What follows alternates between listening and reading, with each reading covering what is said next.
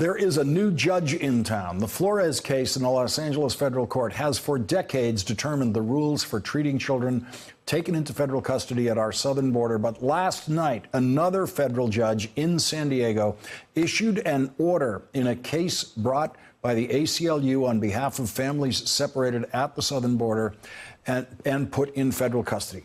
Judge Danny Cevallos, who was appointed to the federal bench by President George W. Bush, ordered the Trump administration to immediately stop splitting up parents and children at the southern border, and the judge set a firm deadline for the government to reunite the families that they have already split up.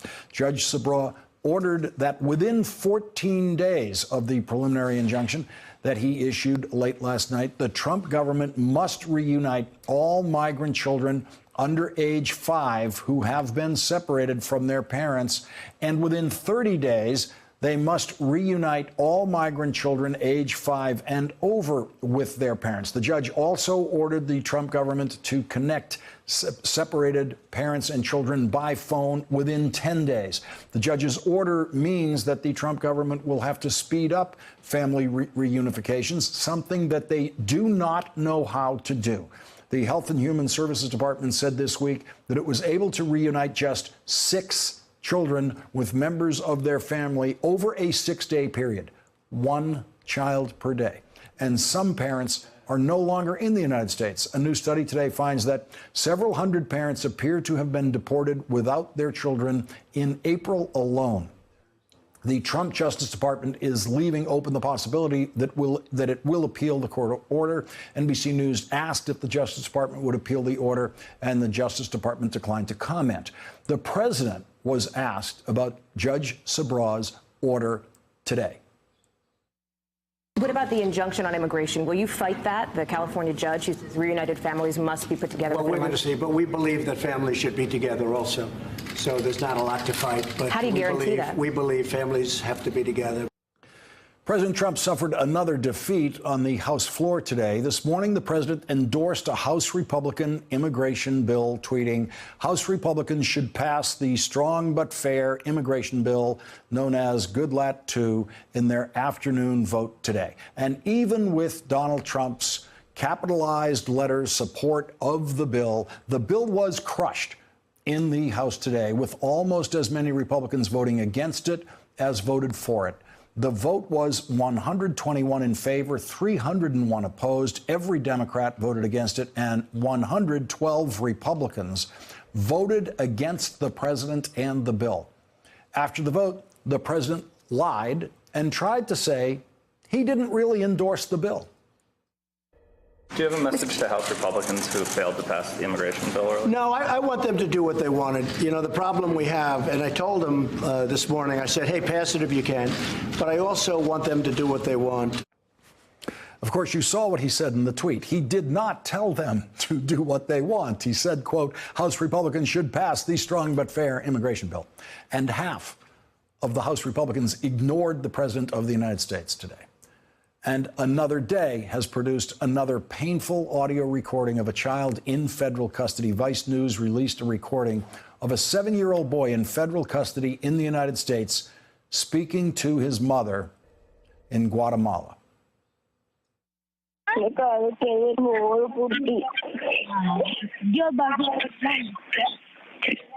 No, nosotros no sabíamos que eso estaba así, si no hubiera dejado de asegurar con tu papá, pero como pensamos que todo estaba bien ahí, mira que el gobierno fue el que puso eso así.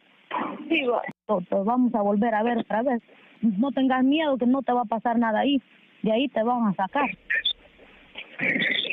Ajá. Entonces sí, papá, y cuídate mucho y no llores, papá, estate ahí alegre, ahí y se obediente. Sí. Vamos. Va para Dios, nene. Sí, mamá.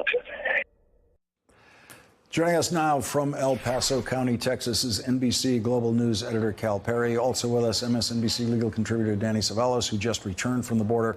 And Cal Perry, the We just heard yet another recording of a child in custody in this country. It sounds like the judge in the San Diego case is going to find out where the babies are.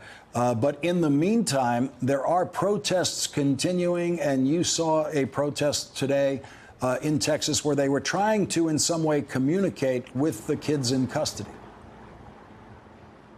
Yeah, and by way of explaining, I think, what's happening down here at the border and what's happening across the country, take a look at this video. We had a small protest. There have been small protests every day trying to keep attention down here. This one was to get a balloon over top of the camp with a sign that says, "You are not alone," written in Spanish. Unfortunately, what happened is a rancher showed up. This was a public road being used, and a rancher showed up to literally run the protesters off of this public road. At one point, he takes out a gun. Take a listen. He's got a gun. He's got a gun. Tell them he's got a gun. They know. Tell them up there he's got a gun. I don't have my phone. So now you have, on a public road in the state of Texas, protesters confronted by a rancher with a gun. I had the pleasure of meeting this rancher about a week earlier. He ran me off that public road, and he does not believe that the things that are being said on TV are true. He thinks that it's a false narrative being controlled by the media, which is what a great number of people in this country think. So where we are here in 2018 as a journalist in America is, if I tell the truth standing outside an internment camp, I'm suddenly taking a political view because it's the truth. Because the ruling party, ruled by Donald Trump, the party of Donald Trump, their entire platform, Lawrence, at this point is to lie, is to deceive, and is to distract from what's going on in this country, which is children in internment camps separated from their parents on government sites in the middle of the desert. That's where we are. I found it pretty shocking, but I have to tell you, this has been going on for a week down here. That rancher was not arrested, and he has the support of the officials in that camp, Lawrence.